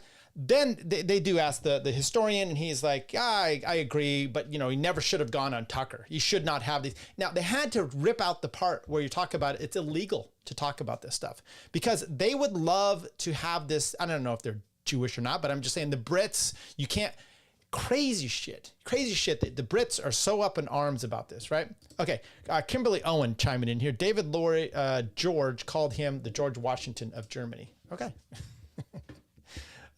Solid. Called him. I don't know who him is. Okay, let's go back to Piers Morgan. I think we took care of almost everybody on this one. The last one I'm going to play is a Seth Dillon. I call it Seth Wines. People are trying to say that this is just criticism of Churchill, and that criticism of Churchill is not Hitler apologism or endorsement of Hitler or something like that, or downplaying him. But the two are actually linked together. You can't vilify Churchill as the chief villain, right, whether it's hyperbolic or not, of World War II without ignoring or downplaying Hitler's own aggression, his own intentions, his own statements, the actions he had already taken up to that point. You can't accomplish that vilification without downplaying those things. So whether he specifically goes out there and explicitly says, you know what, I'm kind of a fan of Hitler, he doesn't have to if he's still engaging in that kind of sympathetic downplaying of some of the things that Hitler had said and done.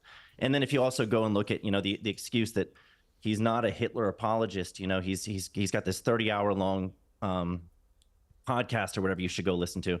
I don't really have time for that, but I have looked at his Twitter. I have looked at his posts. He's described himself as a fascist. He puts up side-by-side photos of Hitler after having invaded France, standing in front of the Eiffel Tower with his Nazi soldiers next to him, and he puts that side-by-side with the drag display that happened at the Paris Olympics, and he says what happened in France under Hitler with that invasion was infinitely preferable to what just happened at the Paris Olympics. Hitler went into France, invaded, was there occupying for years, and sent all the Jews to ovens to be burned and killed. I mean, like, to suggest that that's infinitely preferable to an offensive display at the Olympics.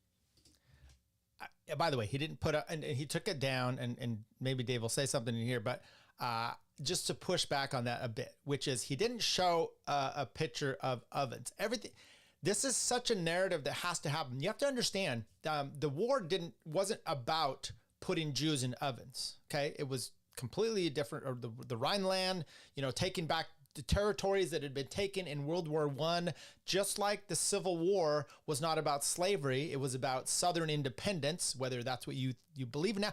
It's easy to rewrite it and to justify all the deaths and the bad decisions of military decisions based on what we know now. I mean, I think it was like 1945 is when they finally, I think it was the Russians liberated Auschwitz, and they kind of said, oh shit, look what's happening. At least that's the report. There was some other reports out of Poland that there was some Holocaust stuff going on, but it wasn't widely known. It was not. And so, the war, it's easy after the fact to say, we were right. Okay, you were right. Perhaps. And maybe perhaps. Maybe you caused more of it. I don't know. All I'm saying is there's more going on here. And so this is, it's very simplistic of the... is wild. It's outrageous. And so... And I'll just say this last bit, and then we'll let him finish, which is Darryl's, because I saw this post and he took it down, which is the Nazis, and and his point of that is, and I'm going to read into it a little bit, which is it's one's an affront to Christianity and one's an affront to just humanity, right? And are you more concerned about your spiritual life or humanity type of thing, right? And I understand they go together, but his it's a bigger affront to my religious and my soul or my eternal life than what happens on earth. And that was his point, and I think it just went over to everyone's head. And it goes to a number of his other tweets. You can go really deep in there. He describes himself as a fascist. He posts these things about Hitler. And they're usually pretty sympathetic to Hitler. Over and over and over again, they're sympathetic. He said that this was, I think Dave said this too, the worst possible outcome was the Allies winning this war. I mean, that's completely outrageous. Yeah, and Seth, you've got into... That's not what I said. Well, clarify what you said. That's what he said. I'm quoting him. That's what Cooper said, Darryl Cooper. Oh, I'm sorry. I thought you said that was what I said. No, what I said. It sounded like you said. That... It sounded like you echoed him that this is the worst possible outcome. That's what I heard you say. If that's wrong, no. What I'm saying is that the biggest bloodbath in human history, where I think something like 25 to 30 million civilians were killed. Of course, the Holocaust, the raping of Stalin's army all the way through Europe, the absolute destruction of Europe, and not just Europe, but Japan and Africa and all. I think that is a pretty bad outcome. Okay, there you go. I believe Dave is possibly right on that one. The question is, we don't know. These are alternative history things. Now, guys, I'm almost done, but we're not done. Okay, we're going to play a few more things here. And these are, I'm going to have to bring these ones in. Charlie Kirk. And if you know Charlie Kirk, right-wing guy, and he did a podcast and talked about this as well. So I thought these were some fascinating comments. And so let's start here. This one is called Slavery and Lincoln, because I think it's very important. Soviet world versus an American Soviet world. And the eradication of Western ideals is greatly accelerated. Yeah. And so you can make the argument that we actually in part won the Cold War ultimately in the destruction of one of the largest superpowers ever in the 20th century, because Western ideals were sown throughout Soviet culture because of Winston Churchill demanding Stalin and FDR getting on the same page. Because it wasn't FDR. Yeah, and just by part the of way, this FDR is did nothing. We justifiably get mad when libs rip down statues of George Washington and Thomas Jefferson, and all these, and say America is a racist country, America is a genocidal country, America was never great. And then it's bizarre to me to see some of the people who get mad about this also turn around and they're like, actually, when you visit Normandy and these French people are all super grateful that you helped liberate their country, shouldn't have done that. That was bullcrap and a waste of time. And in fact, crazy. It was evil that we did that. Churchill is the most evil person in World War II for causing that to happen. That's so crazy. And you'll even see that, sometimes you'll see that you probably run into those people who think Abraham Lincoln was a bad guy because he suspended habeas corpus. Run into them. They're radical libertarians say it all the time. Radical idea. I am glad America got rid of slavery. I'm very pro Lincoln, and they're okay. So once again, I just throw this out there, which is that was not the intent of the war. That was some of the outcome, but yes, suspending habeas corpus and not allowing states to leave the Union, secede. I think it was a bad idea, and I think it caused more death. And that's kind of the outcome or the questions you can pose for some of this. So he's in favor of suspending habeas corpus, your rights, basically your ability to object to being in prison. Not so good. Okay, with that. I don't think Lincoln's that great, but once again, that's the mentality of kind of this neoconservative, which is the Civil War was about slavery. Well, no, it wasn't. The World War II was about, saving the Jews from the Holocaust. No, it wasn't. Okay. It was about saving the skin of Britain, Poland, which ended up just being, turned over to the Russians forever and ever and ever. Okay. Let's keep going here with some of these fascinating ones. This one's once again, Churchill Hold was on. he a drunk? It's like this is so unfair. I'm a big Churchill guy. I don't know everything about him. Okay, yes, he loved liquor. Yeah, Okay, it's an interesting argument whether he was a drunk or not. There's like wildly different. Dr. takes on Arnn this. says he was not. Yeah, And just so we. Once again, so he points. This is my thing. Once again, you can have multiple interpretations of facts that come out. That we do this all the time in court, in life, politics. There's the same set of facts, and people have different. Because what is the justifications? What are the intent behind it? You can do that. You can question that, except you can't. But this one you can. We are clear. Dr. Arnn is the greatest living Churchill historian. You know that he studied under Martin Gilbert. Was that his name, right? Sir Martin Gilbert, who was like the Churchill guy for like a decade. Yeah, go ahead. In the and last, he says no, he was not a drunk. And so an interesting one was the last line is the big popular Churchill biography, William Manchester, and William Manchester's version. He believed Churchill like was a drunk, but like held his liquor well so that he could function anyway.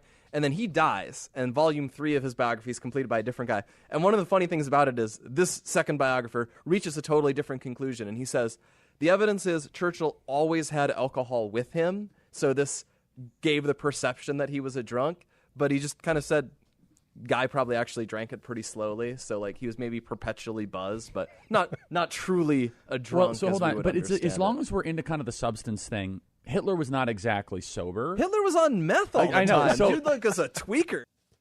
Yeah, Hitler was a piece of shit. But once again, Churchill was not a drunk. He was perpetually buzzed. He drank constant all day long. These are these are symptoms of being a drunk. Okay, you people are pathetic when you're like, and it's a simple thing. Just say, yeah, I said this earlier. So he was a drunk. Okay.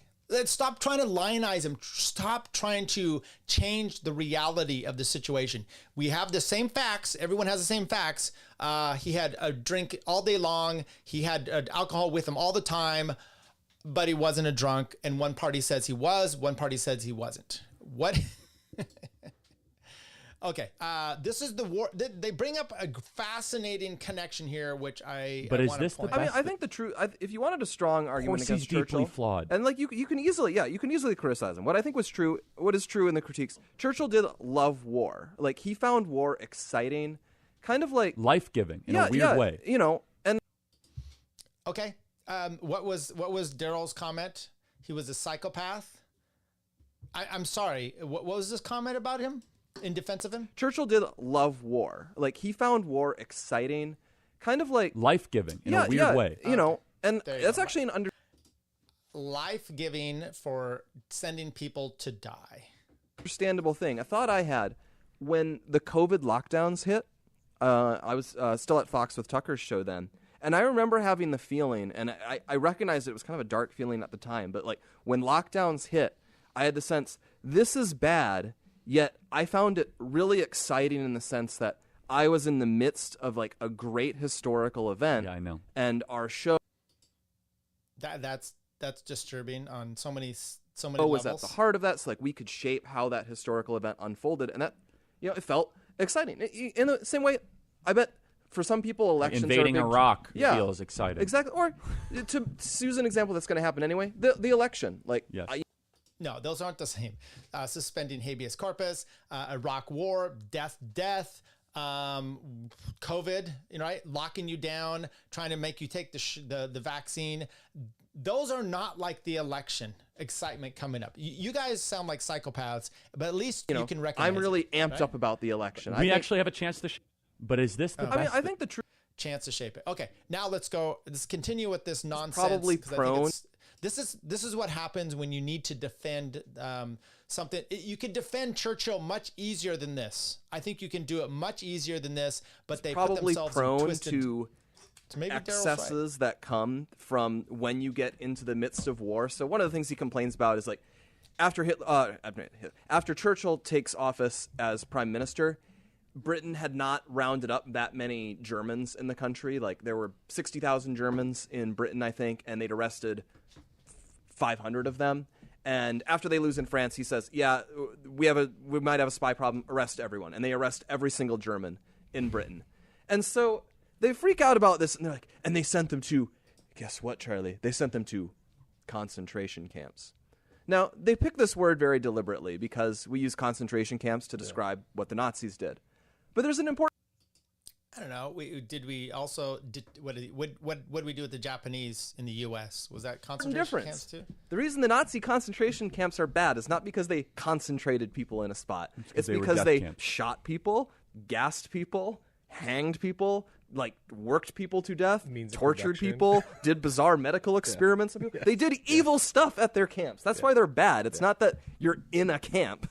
Like, any prison is a concentration camp. Not a prisoner of war camp. So, okay, they arrested everyone. And then within a year, 90% of them had been released because they realized they overdid it. Okay. I don't know. Maybe that's a valid criticism. Maybe it's not. It seems a little sus to me. But we've established that these guys get excited about COVID, about your rights getting trampled. It's exciting for them. They've also don't think habeas corpus, suspending that was perfectly fine because they're on the right side of the case, right? They're going back in history. They picked all the right ones, so therefore it wasn't a problem. Okay, the Gaza war. This one's I labeled. When does history start? The Gaza war that's going on. Is there stuff where like, people get where civilians die? That's bad, and it's to be avoided. But I think when you're going to look for ultimate blame, you have to look at who took a situation that was peaceful and said, this isn't good enough. I'm going to smash it to bits and start this giant war. And that's why we can say Hamas are clearly the biggest bad guys in Gaza, because there was a peaceful situation and they blew it to bits. Similarly, who's the biggest villain in World War II? It's Hitler, because on August 31st, 1939, there wasn't a World War II. And the next day, World War II happened. And who chose to make that happen? A bad guy named Adolf Hitler.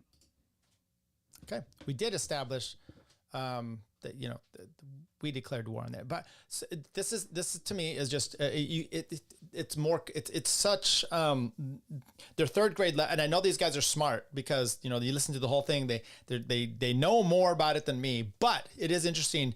Everything was fine and peaceful. I think that's what he said about until October 7 happened. Nothing happened before then that could have riled anybody up. I'm not justifying Gaza happening, but you're an idiot if you don't think that there was more to it than that.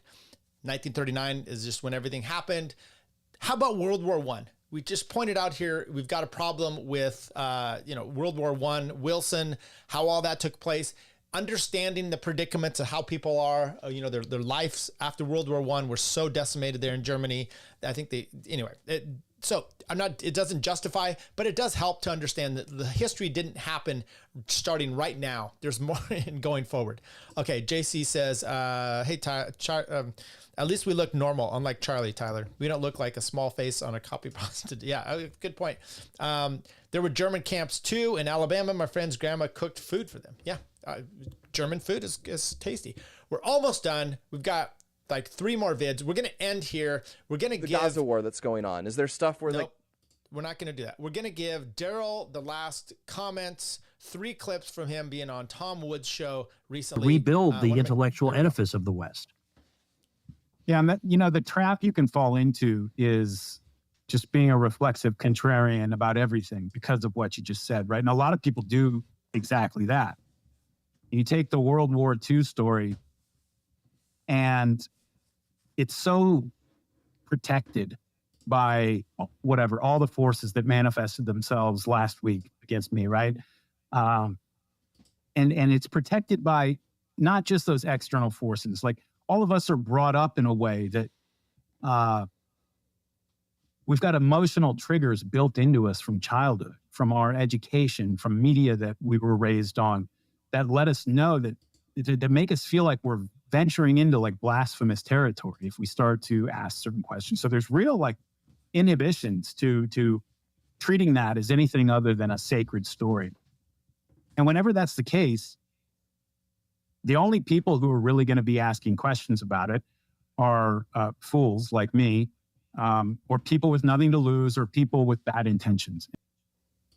And look, I go back to, I made this comment a lot during COVID, which is when the government shuts you down and doesn't let you even have conversations, kicks you off all these platforms, makes you lose your job.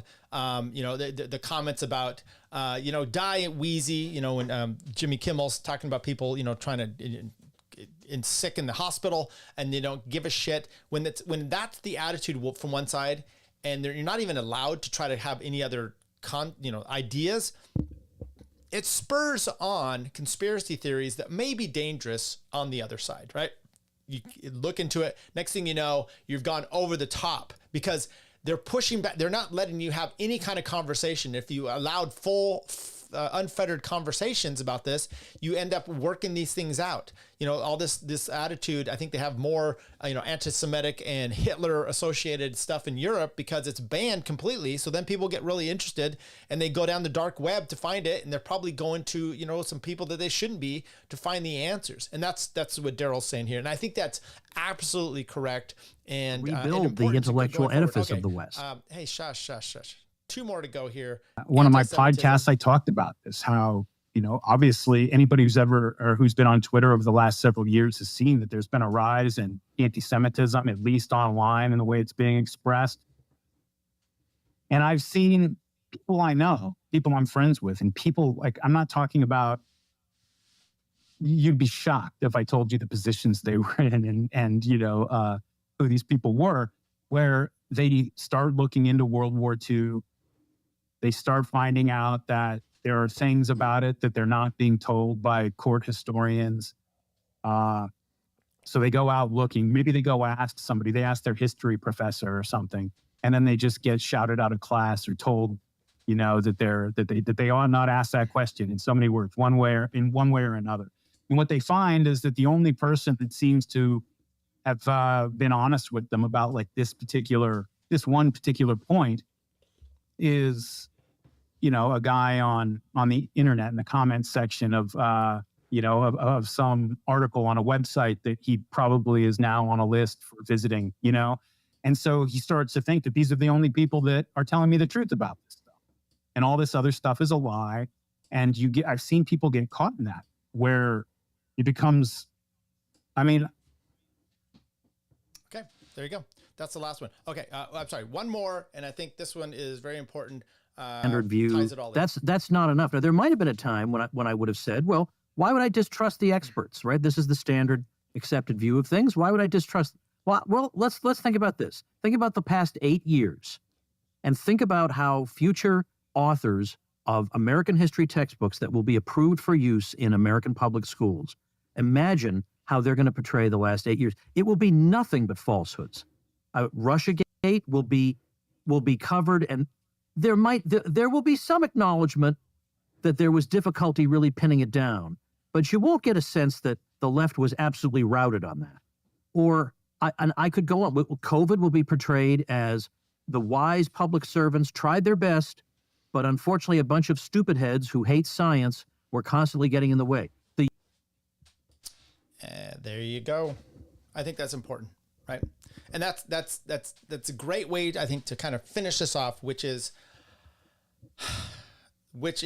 that question things, rein yourself in. Michael Malice talks about take one red pill, not the whole bottle. I think that's appropriate for a lot of this. And otherwise, just don't be like Seth and a lot of these right wingers online, which they're the woke. They fight. I have a book. My wife bought it. Babylon Bee. It talks about all the woke stuff. Yeah, that a lot of his stuff. He's going back and he's not interested in listening to whether Darryl Cooper's maybe onto something, a good guy or bad guy. It's just immediately shut down. Matter of fact, he's a Nazi sympathizer, which is just the most ridiculous thing you could do. Okay, last 2 things here. When you shut down the opinions of all the people that disagree with you, are living in a black hole. Yeah, I agree. So don't do that, people. Don't do that. So what do we got going on next here? I don't know. I enjoyed. There was a lot of work actually pulling all these quotes, these clips out. Hope you guys enjoyed them. Find it's up on Twitter.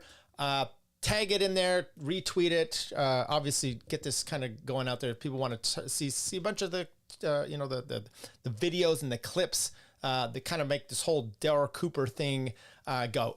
Do we give a rating on whether we believe him or not? This is what we say, at least me personally, which is he may be wrong on his interpretation. Completely fine. It's interesting. I don't know if I don't think I had the clip in there. It was Charlie Kirk talking about do we play it? Talking about the Claremont Institute, and let me see it, because I think this is actually. I don't think I have it, about the Claremont Institute and how they have this idea of this vaunted man, and you really venerate and lionize someone, which he's done to Churchill, and that's a problem. It's like these guys they're talking about. It's like he's a man, right? Have God, have your family, and those are important, right? Look up to non-human people, religious, if you're into religion, which I am. I think that's very important. It shows that there's someone greater than you, and you should be knocked down a bit, and humans fail, right? And when you start putting humans up here, it's going to be a problem. You see this with Trump now. You see this with politics, Kamala, everyone around here.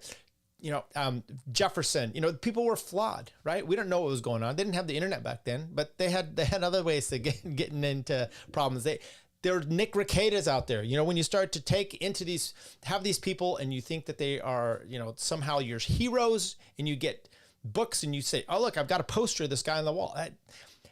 That might be, statues, even statues. I get it. There's we don't like it when you're taking down statues of Lincoln and all this. Okay, I get it. But at some point you're also like, I don't know. It feels a little, it's all a little bit much, maybe, putting these men up there. And it is nice to have some patriotism and whatnot. I get it. I think George Washington was a good guy. Okay, just throwing that out there. Other than that, I don't know. There's some problems with that mentality, and let's not go there. Let's have some good discussions. Let's have some good understanding of just the ability to break some things down, and maybe we have different interpretations, right? And you can see with people are wrong and they're evil, and that's perfectly fine to point out. I don't have a problem with shaming people like we've been doing with Nick Rekieta in a sense, but let's do it when it's appropriate as well. Okay, Loads of Honey says he was Lincoln though. Yeah, okay, not that Lincoln, the other Lincoln. Yeah, Lincoln. I'm not a fan of Lincoln. Just throwing that out there. I think there's a lot of, and I think this is Darryl Cooper's thing. There's a lot of off ramps in history. Okay, a lot of off ramps to not going. How many times could the Cuban Missile Crisis? You know what? I don't know if we play all the clips here of because I'm remembering some of the Charlie Kirk where they talked about. I'm really glad about that World War II happened and that we won it, and then we're able to, and then we took care of the Cold War without a single shot. And I'm like, how many millions of people died because of communism? Which the World War I, and I think this is Darryl's point too, which is World War I and then World War II. One leads into the next, and then World War II leads into this Cold War, which was 80, 70 some years of just obliterating human life in Eastern Europe and around the globe. I have a book around here somewhere. It's called The Rise and Fall of the Soviet Empire. It's super thick, and it's the satellite countries that the Soviets and the USSR took over were daunting. Read Michael Malice's book, The White Pill, talking about the atrocities that took place there as well. Maybe those wouldn't have happened if Darryl Cooper's surmising, saying what, Churchill, if he would have done something different, maybe that wouldn't have happened. Charlie Kirk and them seem to think that, hey, we didn't fire a shot. Okay, well now that's the U.S., but what about all these other people? They got us involved. We lost a bunch of people in World War II, and then there it is. I don't know. It's all a bit much. Too many want to alter history. He who controls the past controls the future. Could be pretty good hanging out with the fam for the boxing match. All right, everybody. My wife's out of town. She's going to see my daughter. That's why I did this long stream today. I hope you guys enjoyed it. There's a good chance. I throw another one up tomorrow, maybe even Monday. Maybe I'm doing this. I'm just trying out new production stuff. Maybe I even get someone to join me. And thought experiment, says Jay Ford. Let Patton continue like he wanted to. Maybe. maybe rewatching this from the beginning. Thanks, Tyler. Yeah, no problem. Def, I missed it all again. Sorry, Tyler. You guys, it's fine. It's going to be up on the internet. You go there once again. But get us. You guys have done such good work getting us up here. Go to Twitter. Try to get Martyr Made to follow and like it and watch it. I don't know. I'm a little bit disjointed on some of this stuff. I've only had one drink. I'm not quite like Churchill. This one, look at this. Brewers, I don't know what this is. It's a chicken on here. Sun Up, Sundown, West Coast IPA. It's not bad. Just one today. I got to go out and take care of the chickens right now. Put them to bed. What time is it? 7:20. No, they put themselves to bed. I don't know if we talked about that. All right, everybody. I will see you next time. Take care, everybody. Till next time. Things are going to start happening to me now. I think Tyler is amazing. And I'm a fan of this show. I've watched several episodes. Thank you, Tyler. Thank you, Tyler. You stink, Tyler. Never promise crazy a baby. Oh, I like that. That's a cool idea. Are either of you homosexuals? I go both ways. What do you think? You mean like flaming or? No, we're not homosexual, but we are willing to learn. But I do wonder, for others, in other cases, whether libertarianism today is just an excuse for many on the right to act selfishly. Look at me. And then some fat asses in Washington started having opinions. The Olympic Committee started having opinions. You bitch, I know you. You started writing your opinions. And it just makes me wonder, you're dead, bitch. You know, why are you doing this to this poor guy? I don't care. I'm a libertarian. What I'm getting is, Did you vote for Joe Jorgensen or Trump? Who? Joe Jorgensen. That was the perfect answer. Thank you.